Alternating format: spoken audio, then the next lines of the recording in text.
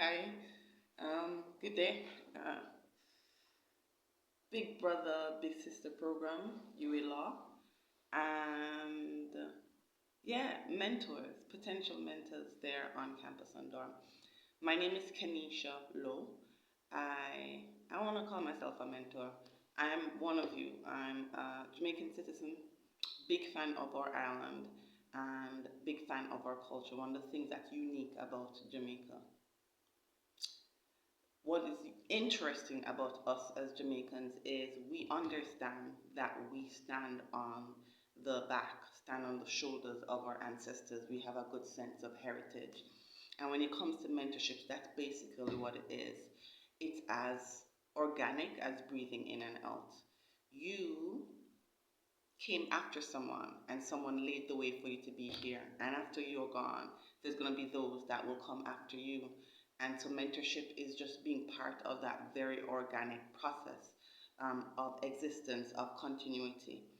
And you can be active in that. You don't have to be passive in that. And that's what this mentorship is about. That's overwhelmingly what mentorship is about. So it's breathing in, it's breathing out. And being a part of this program, you're taking an active role in what comes next in the future, in the next generation. And it might feel big, it might feel like a lot. So this is what I'm going to do for the next 15, 20 minutes. I'm going to talk to you about my experience of mentorship, and hopefully that will give you some insights into what this process is, what the role, what the responsibility is. And then I'm going to see if I can hop onto your meeting live, hopefully, um, and answer any challenges that are posed in your mind since you're just starting off. Haven't my understanding is that you haven't done much as yet, and so I can't imagine that any real issues have posed practically. But in our minds, sometimes we make these things big. Oh my gosh, I can't. What will this look like? So I'll try and hop onto the meeting to hopefully answer any questions, engage with you anywhere. So write those questions down. So Kenisha Lowe, born and raised Jamaica, country grew me. I was born and raised in the countryside. In terms of my background, I studied performing arts. That's where I started off. And it was all about mentorship. That was the reason I headed into that field. I wanted to have an impact in my space and bring joy. Life can be rough. So I wanted to give persons a reprieve from the madness of life. Um, but I realized that persons laugh for 2 seconds and then they go back to reality.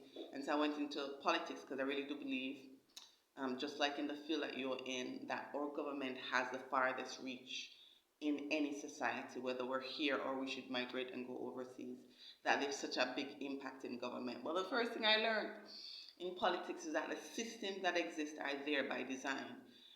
So that was quite discouraging. I immediately learned that the thing that I'm trying to change has been designed in that way and is intentionally there. We live in a society, we live in societies where there is a need for winners and losers. We need a workforce, quote unquote, losers, and we need the leadership, proletariat. It's built that way, and so the inconsistencies, the inequalities that we see, that you'll see in the justice system and how it is enforced, it's by design. And so I moved on from there and I studied theology. So I'm a little bit of every little thing. And in every single step, I am always looking at how can I make an impact on my space, mentorship. And it's not always as active as you guys are doing. It's not always as organized and thought out as the way you guys are going to be approaching it. Sometimes it's as simple as, like I said, breathing in and out. As I'm going about my daily business in a taxi, I love taking public transport because I get to meet people, I get to interact with them, and a conversation where you open somebody's mind space to what they're thinking and how the world works and how you're thinking can cause them to shift and say, you know what, I was going in guns blazing, but I'm going to shift. I'm going to try a more passive approach to dealing with a particular issue or a conflict or a situation I'm dealing with. Mentorship, just breathing in and out. Um, but the way you guys are approaching it, I love this Big Brother, Big Sister program, is a little bit more thought out. And that When I approach in that way, I find I sometimes can get overwhelmed until I realize that being present is the biggest part of it. Being present, being available is the biggest part of it.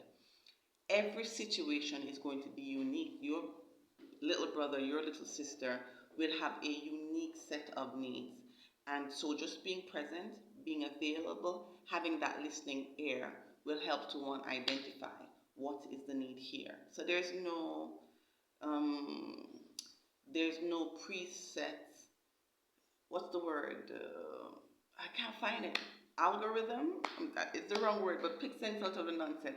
There's not a preset formula or algorithm for it. It's going to be the need that's there, and being present is how you'll figure out and learn what the need is.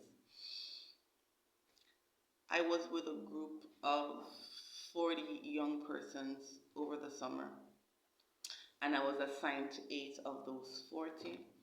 And literally just being available in a space, setting apart time on a daily basis to sit with someone for 5 minutes is how it was revealed to me that what this person needed, what this particular young person needed, it simply is guidance in scheduling.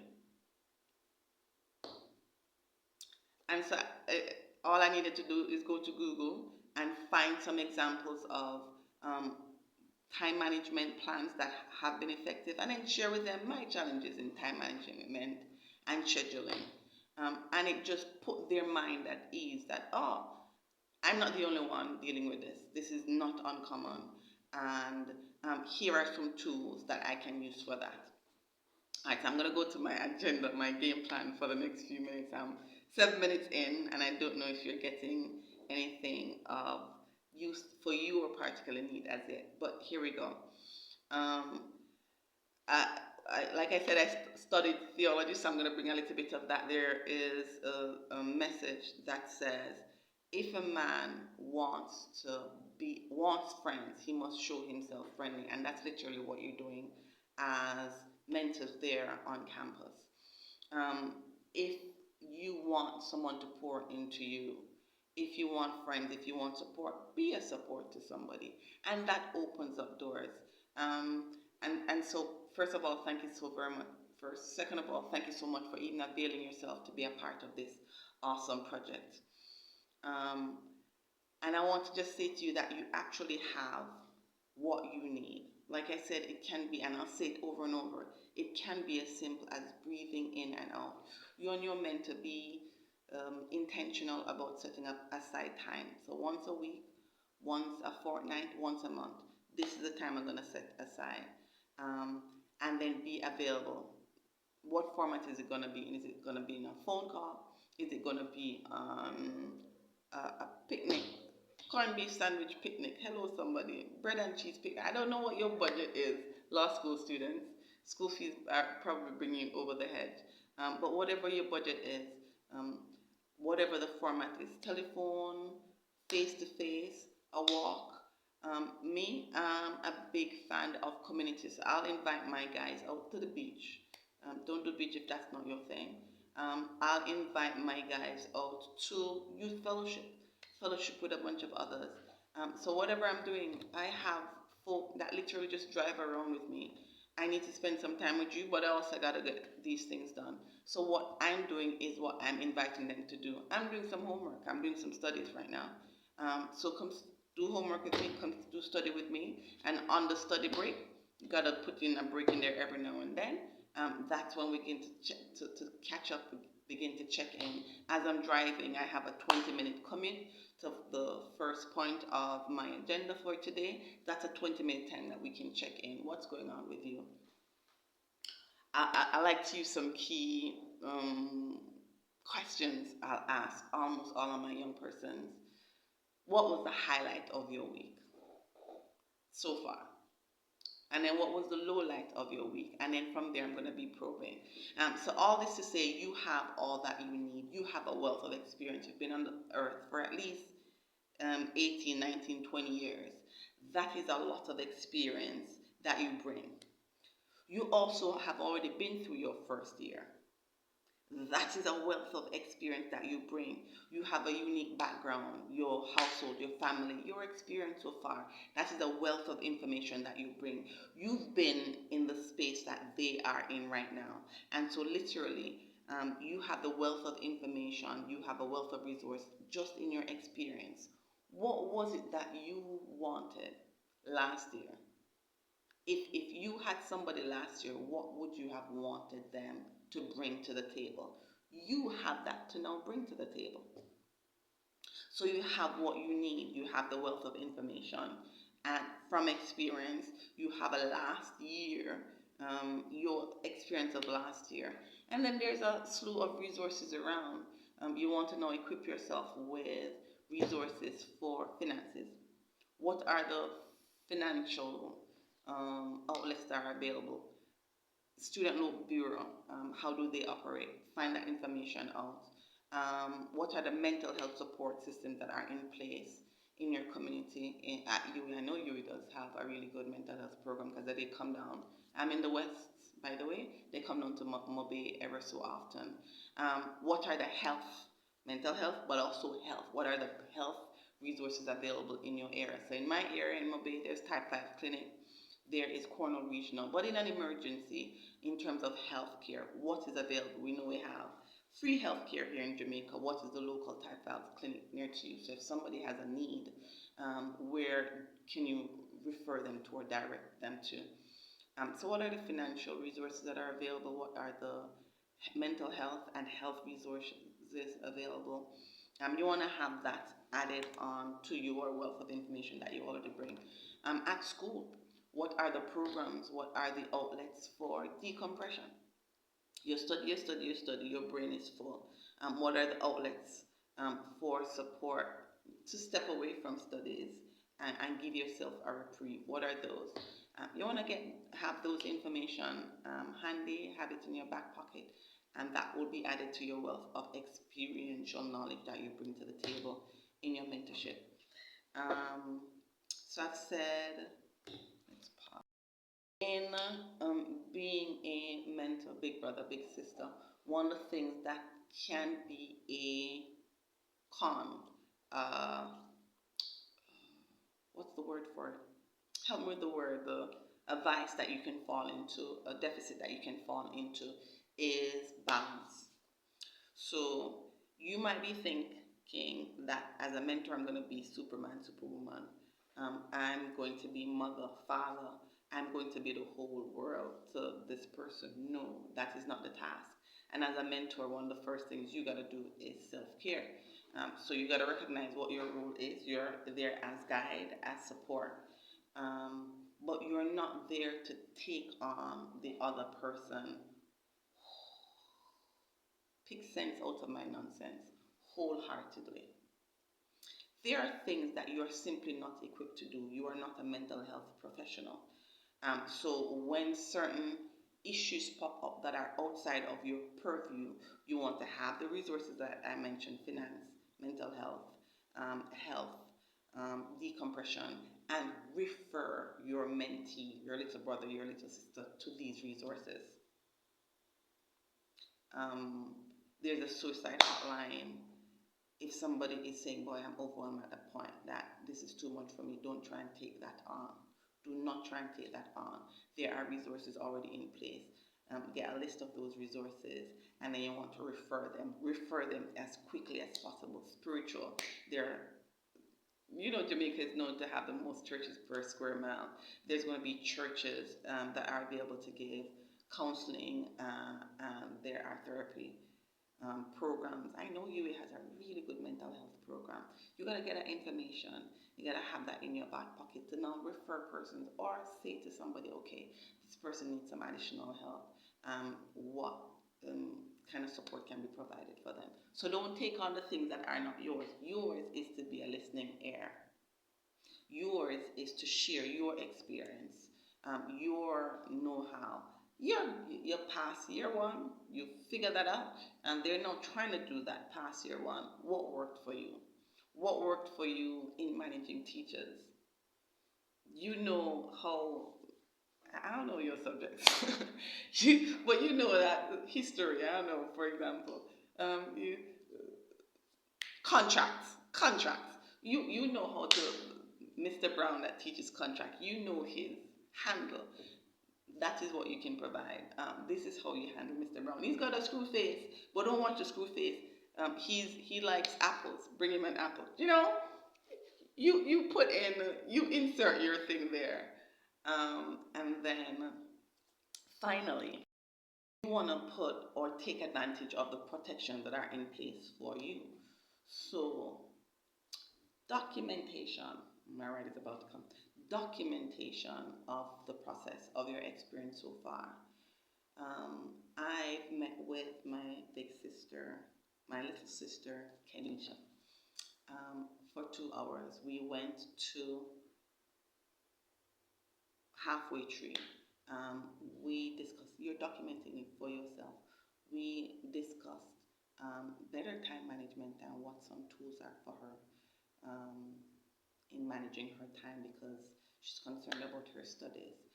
There was a hint that this was a concern, so I'm going to remember to check in on this. I know that's part of the progress report that you will give at least once a month. What have I done? And it helps you to look back and say, okay, this is an area of growth. This hasn't 6 months from now. This has been an area of growth. She's no my big sister, my little sister is no longer overwhelmed by time management, but this is an area now where I'm seeing need. Also, this is an area where I'm seeing strength. Oh my gosh, one of the things that we need as human beings is validation. We often don't see ourselves, but you as a mentor can say, you're very good, you're very optimistic, and that is something that will work well for you. You are very friendly, you're very engaging. That will help you when you're meeting your clients to make a connection. You're very discerning.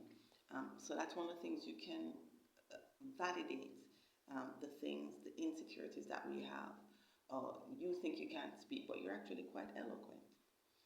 So take that off of you, put that in the back burner. That is not really a weakness for you, it's actually a strength. You speak very, very well. Keep going. Um, I know you guys are required to do a number of presentations, that's just part of your industry. Um, Here's a public speaking class or a course that I found helpful. Here is a YouTube link that I find very useful for this particular issue. So, in short, mentorship can be as simple as breathing in and out. A big part of it is just your availability, which you're already doing. Just being a part of this program, you're already showing yourself available. It's a listening ear, and it's literally you bringing to the table all the wealth of experience that you already have. You might think, oh, I can't do this, I've never done that. You've been breathing for a long time, you've been living for a long time, and I might say you're doing it quite well. You're in law school, and you've completed successfully the first year of law school.